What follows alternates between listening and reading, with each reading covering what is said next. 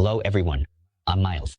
Today we're going to learn and master one of the most important valuation tools in modern finance, the discounted cash flow model or DCF, by working through some problems.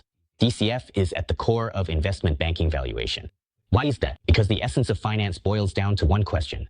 How much is the value of the future worth today? The logic behind DCF is to discount a company's future cash flows back to the present, using the cost of capital as the measure. So whether you're a banker, an investor, or a CEO, DCF is the common language among them all.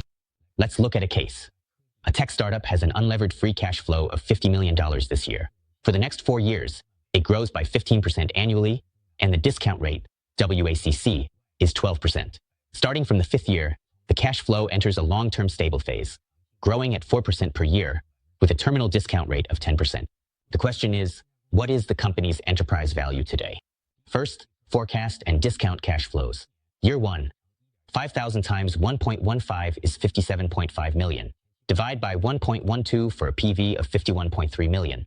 Year 2, 57.5 million times 1.15 is 66.1 million. Divide by 1.12 squared for a PV of 52.7 million. Year 3, 66.1 times 1.15 is 76. The discounted PV is 76 over 1.12 cubed, which is 54.1. Year 4, 76 million times 1.15 is 87.5 million. Divided by 1.12 to the fourth gives 55.6 million, totaling about 214 million. Step 2. Calculate the terminal value since year 5. With 4% annual growth, year 5's cash flow is 87.5 million times 1.04, or $91 million. Using the formula for an infinite geometric series, the sum equals a 1 divided by 1 minus q. We divide by 10% minus 4%, so the terminal value equals 91 million divided by 10% minus 4%, which is 1,516,660,000, or about $1.5 billion. This terminal value is for year 4's end, so we discount it to today. That's roughly 1.517 billion divided by 1.12 to the 4th power, which equals about $964 million.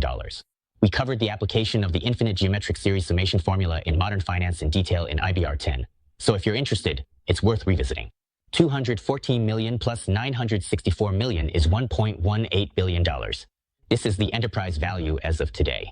Obviously, the terminal value is much greater than the discounted cash flows from the first 4 years. So DCF tells us that a company's true value often isn't in the immediate future, but in its sustainable long-term future. The market doesn't reward the next quarter, but the next decade.